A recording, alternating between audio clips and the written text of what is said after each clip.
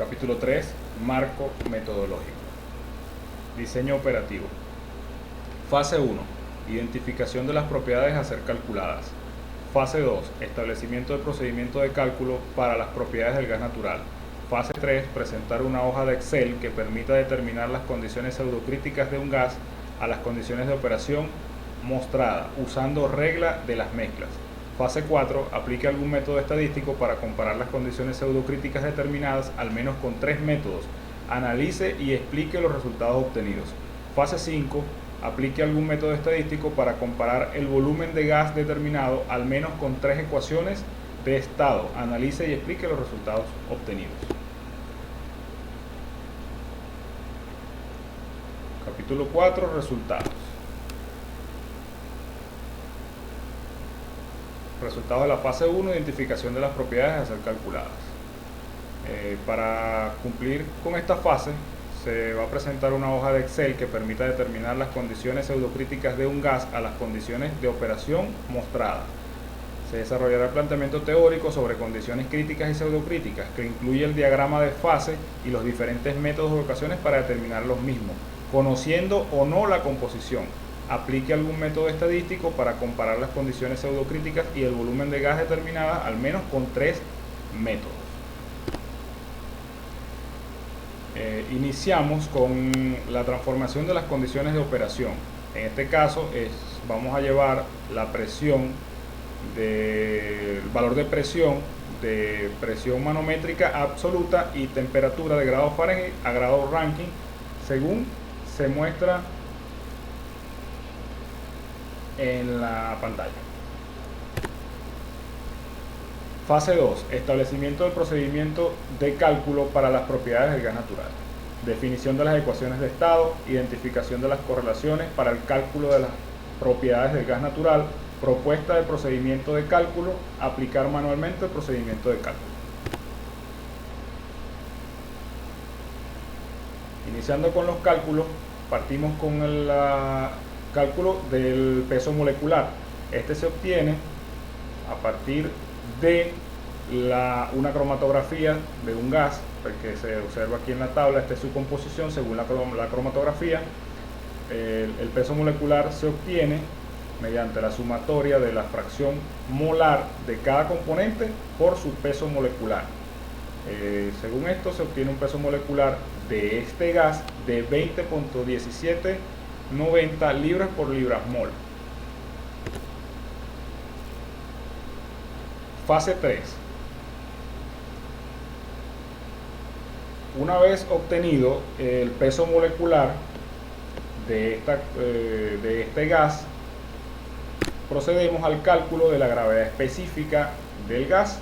Este se obtiene a través del peso molecular del gas entre el peso molecular del aire. De esta forma tenemos que el gas tiene una gravedad específica de 0,6965. Con este valor de gravedad específica iniciamos calculando presión y temperatura pseudocrítica o condiciones pseudocríticas de este gas a partir del método gráfico. Para la obtención de la gravedad específica se puede hacer a través de la cromatografía, como lo mostramos anteriormente, o puede que también no te den la cromatografía, sino directamente un valor de gravedad específica. Tenido este valor de gravedad específica, entramos a la gráfica por la parte inferior, 0,6965, y subimos cortando la curva para gases varios. Del lado izquierdo leemos el valor de temperatura pseudocrítica y en la parte superior del gráfico valor de presión pseudocrítica. Este es nuestro primer cálculo este es el primer método gráfico para el cálculo de presión y temperatura pseudocrítica partiendo de la gravedad específica, que puede ser obtenido, como lo mostramos, a través de una cromatografía, o que suministren directamente el valor de la gravedad específica del gas. También podemos calcular, partiendo de la gravedad específica, la presión y temperatura pseudocrítica a través de fórmulas. En este caso presentamos fórmula de Standing o correlación de Standing para gas rico, ya que el gas que tenemos en la cromatografía muestra que tiene menos de un 85% de metano. Estas son las fórmulas para temperatura y presión pseudocrítica y sustituimos gravedad específica, obtenemos valores. También está la correlación de Ikaku. Igual, parte de un valor de gravedad específica, sustituimos y tenemos los valores. Existe también, partiendo de la cromatografía del gas para obtener presión y temperatura pseudocrítica, el método de Stuart, Burkhardt y Wu, o SBB. En este caso se requiere la fracción molar de cada componente y presión y temperatura crítica de cada componente. Se resuelven estas fórmulas que están aquí para cada componente y luego se hace una sumatoria. Luego que se obtienen estas sumatorias o se totalizan estas sumatorias, se pasa a calcular un valor de J y K a través de estas ecuaciones. Luego de sustituir todos los valores obtenemos J y K. Luego de eso calculamos temperatura y presión pseudocrítica según estas fórmulas que están aquí. Luego que obtenemos estos valores, como nuestra cromatografía muestra que tenemos presencia de H2S y CO2, se hace una corrección mediante Witcher y Asís. Ellos presentaron un factor de corrección denominado FSK que va a depender de la fracción molar del CO2 y el H2S. El valor de A en este caso es la fracción molar del CO2 más el H2S y el valor de B es la fracción molar de H2S. Sustituyendo estos valores obtenemos el valor de FSK y hacemos la corrección de temperatura y presión pseudocrítica según las fórmulas que se muestran a continuación. Una vez que tenemos temperatura y presión pseudocrítica, hacemos el cálculo de presión y temperatura pseudo reducida, que no es más que dividir la presión y la temperatura operacional entre la presión y la temperatura pseudocrítica, obteniendo así de esta forma valores de presión y temperatura pseudo reducidas.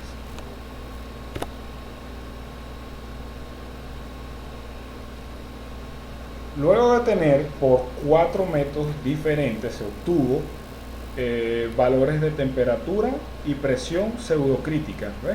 Recordando, método gráfico, correlación de Standing para Garrico, correlación de Kaku y método SBB. Con estos valores ya tabulados, se hizo un análisis de varianza, un ANOVA, a través del programa Excel, ¿verdad?, para determinar si los resultados mostraban estadísticamente diferencias significativas. En este caso, viendo el análisis de varianza, vemos que se obtuvo un F calculado mayor al F crítico, al valor de F crítico o F tabulado. Esto nos dice que se rechaza la hipótesis y que los datos sí presentan unas diferencias significativas estadísticamente hablando. Esto lo podemos comprobar o corroborar a través del valor de probabilidad o p-value, que es menor al valor del alfa, que es 0.05. También me dice que los datos son diferentes estadísticamente. Eso lo que significa es que vamos a tener diferencias significativas dependiendo del valor que se use, del método que se use para calcular la presión y la temperatura pseudocrítica. Diferencias estadísticamente hablando.